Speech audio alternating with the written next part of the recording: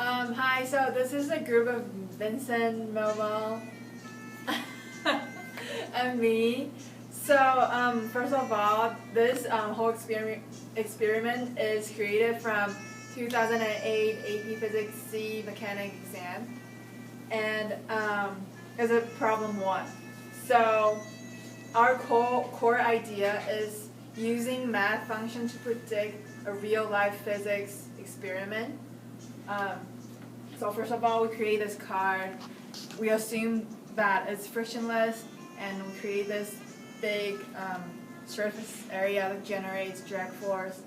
And this string basically is to stabilize the flag or this big surface area, and with duct tape all over the card, just in case it won't just move back and forth when we are running our experiment. So, yeah. Hi everybody. So this is our card. So we have 3 forces on it. First is gravity, and then we have a normal force on this. And then we have this big plate, so we have a drag force. And then we're gonna use this motion detector and this almost frictionless surface. And this is pretty long, so we can reach the terminal velocity.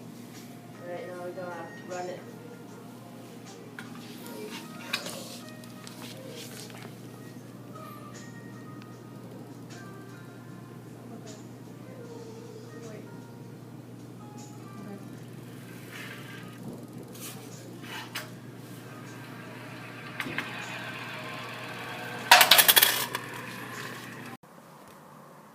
Welcome to AP Physics C. My name is Han Guo.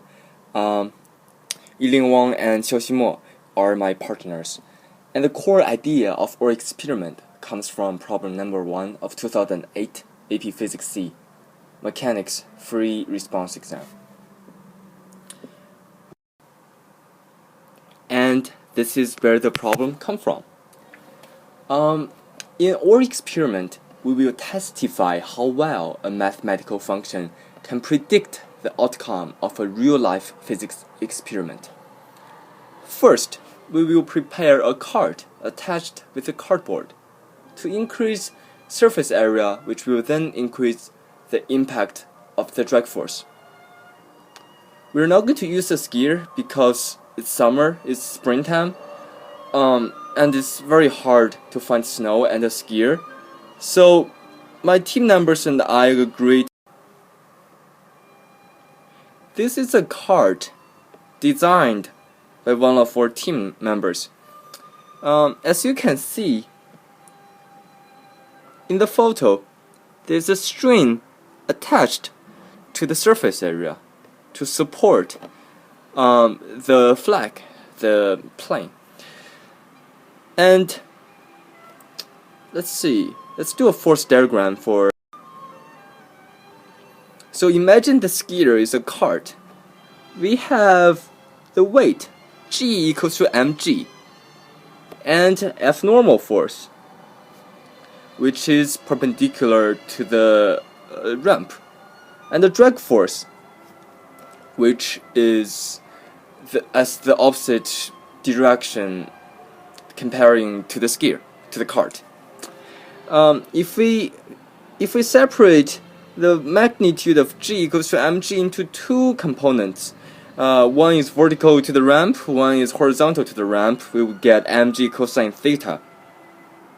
This is the value of theta, mg sine theta, which is in horizontal position comparing to the ramp. Then we can conclude F normal must equal to mg cosine theta, which is vertical, whereas F net has to equal to mg sine theta minus BV. Where does BV come from? BV is the drag force defined by the core problem. And F net is the net force. Alright, here is how the math works. We know F net equals to mg sine theta minus BV according to the previous slide. And according to Newton, a mathematical genius, F net equals to ma, where a equals to dv over dt. So m times dv over dt equals to mg sine theta minus bv, whereas m times dv equals to mg sine theta minus bv times dt. The integral of each component will lead us to this function. This integral, I mean. And here's the tricky part. Minus 1 over b comes from exists because of the chain rule. Yeah. We then integrated this integral, and this is what we have. Please take your time to go through this process. I'm not going to go step by step in this slide, but as you can see, once we find the general equation, we have to find the value c. And how do we find it? Is by just finding a point. At time t, velocity equals to t. So c automatically equals to mg sine theta. And then we plug the value of c back into the equation, and this is what we get. A function of velocity at any given time t. Awesome. However, in our experiment, we have to find the value of b in order to find the accurate function. So how do we find the value of b? The way that we find it is by finding the terminal velocity of the cart. And as you may remember, once the cart reaches terminal velocity, the mg sine theta, which is a horizontal force applied to the cart on the ramp, will equals to bv terminal. Then the terminal velocity will equals to mg sine theta divided by b. So in our experiment, we find the angle theta, the mass of the cart, and g is given by 9.8.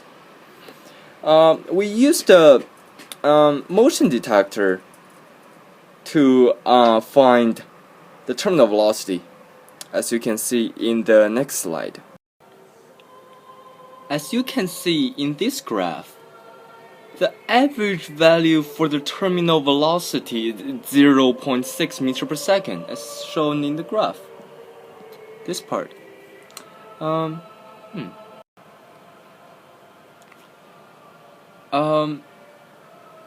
Alright, so we plug in the number into the function after measuring the mass of the cart, the angle of the ramp, all the experimental value that we need. Then finally we find the value of b, which is around 0.259233. The equipments we used are photo gates, angle ruler, electronic balance, and 3 very smart brains. Now we can plug in all the values of each variable, each factors, into the function, which we get here.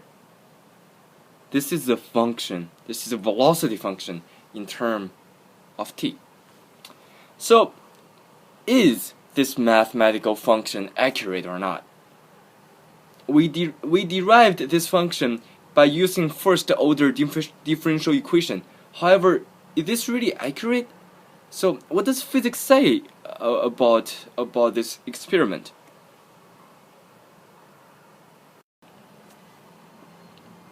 By using the motion detector, the computer would able to accurately provide us the information about the velocity function, the velocity graph.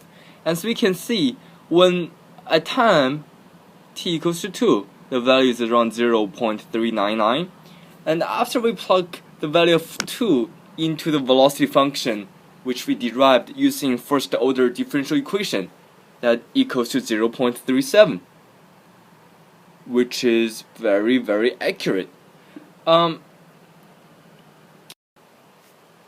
So we calculated the error, the percentage, the experimental error percentage. and we find that the value is around 7.2%, which is fairly accurate. So what caused the error?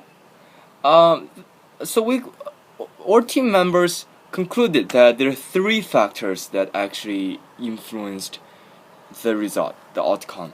First, the value b is not very accurate. We find the value of b by finding the terminal velocity. However, because of the imperfection of the equipments, the value b may not be perfectly accurate.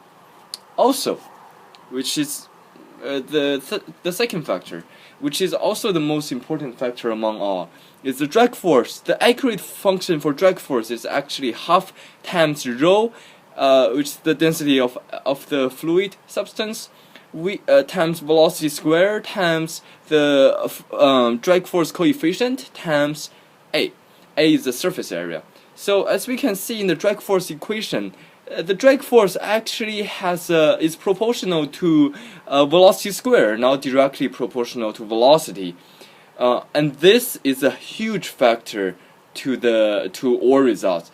However, 7.2% is fairly good enough. Alright, so this is all of our project. Thank you very much for your time, and have a great summer.